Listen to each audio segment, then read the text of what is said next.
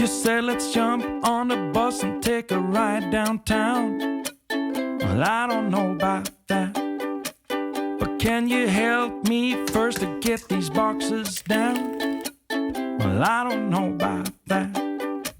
We have the whole day now just to ourselves so we can.When I was in my first year and my second year of the PhD, and I felt like, doing a PhD is so fun. It's really flexible. You can do research and then work on the side. And then you can also enjoy some school break to attend a conference, to go on a holiday. And then you're doing the things that you love and passionate about. But then until the third year, like right now, with all the research and work that I need to do, using the word fun cannot really conclude the whole experience. But what can I say?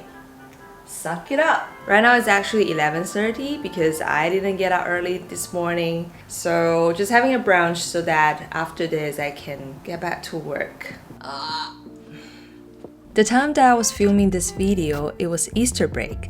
I thought I could go on a trip somewhere, but I spent the whole week doing work, partially because I had marking to do, and I also have some projects that I needed to catch up on.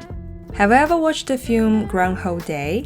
It's about a guy who finds himself stuck in the same day over and over. Sometimes I feel like that's my life too. I'm basically doing the same routine every day. Eat, work, sleep, and repeat. I mean, who isn't like this? Having a routine helps me maintain a stable life, but I also like to spice things up by trying out different activities. I actually plan to go to a concert, which I will show you later in this video. Changing the lifestyle is also a way to experience something different. So, I'm actually living by myself at the moment. I actually have a flatmate, and then the flatmate is visiting family in China, so that's why this month I have a lot of time living alone. And then this apartment is actually like a 2-bedroom, 2-bathroom kind of a apartment, so that's why I have my own bathroom. This is actually not the first time that I live by myself, because back in the days in 2020, it was also because of similar reasons that my flatmate went back to China, so that's why I can enjoy the time just like staying in a place alone. So how does that feel to live alone? I would say that it's really like a privileged thing to do because you need to pay your own rent and you need to pay your own bills, so that's a lot of money. But I would also think that living alone is really like a fabulous experience. You just have your own space and you can do whatever you want without being worried that you might disturb others or other people will disturb you. But then sometimes you also need to deal with the issue in terms of loneliness, because when you're living by yourself, the house is just so quiet if you don't play any music or if you don't, have phone call with your friends, etc. So that a lot of times you're just spending time with yourself, with an empty house. Whether you can be with yourself and spend time with yourself is really like an issue. So I'm gonna watch Lu Guangzhong's concert tonight, and I actually watched his concert 8 years ago in Beijing, and I went there alone, but I do remember I made a post on my moments because I wanted to share that fabulous concert experience to other people. And his songs could always bring me peace and warmth. And I guess that's the magic of music. It can always keep you company. And when you find a song that you like, you might also want to share with others so that they can enjoy it and perhaps feel the same way. And this is when social media apps become useful to connect with other people who share similar tastes with you. As I received the invitation from Soul this time regarding the topic of trust social 100 times, I want to have a little chat with you about why some people have stereotypes on social media apps. I guess a lot of them didn't really use these apps that much, so they have bias towards app users as if everyone on the app is unrighteous. But I think making friends through social media apps is really common nowadays, especially when you feel yourself stuck in current social circle. Whether it's online or offline, offline, it doesn't really matter how you meet a person, it's more about how you can build up the connection. For example, on Soul,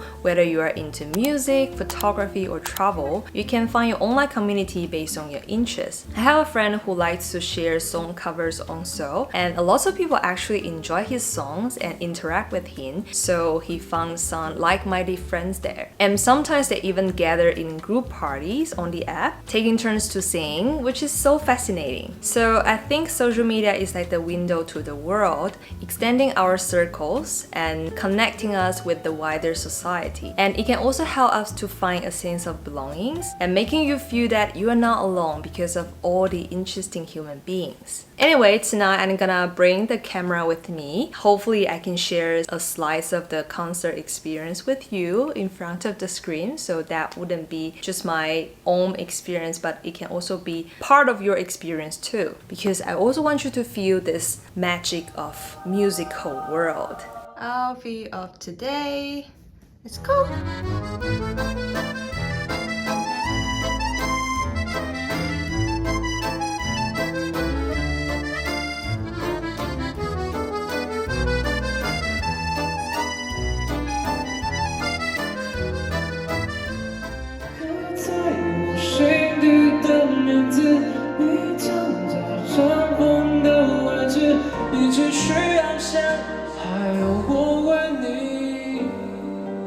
坚持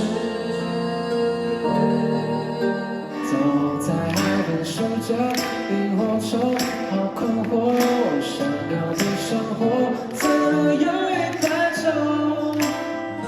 长大后我们都离家出走，茫茫人海里有他停在我面前，却又消失不见。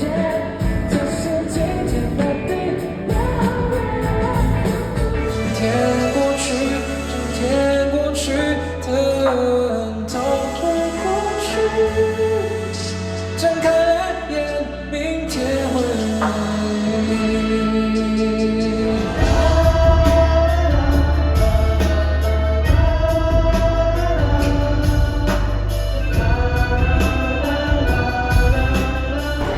Nostalgic. He sang some old songs. The melody and the lyrics just brought me back to the teenage years. Was it teenage years? After the 2-hour concert, I grabbed a pizza on the way back home because I didn't have dinner.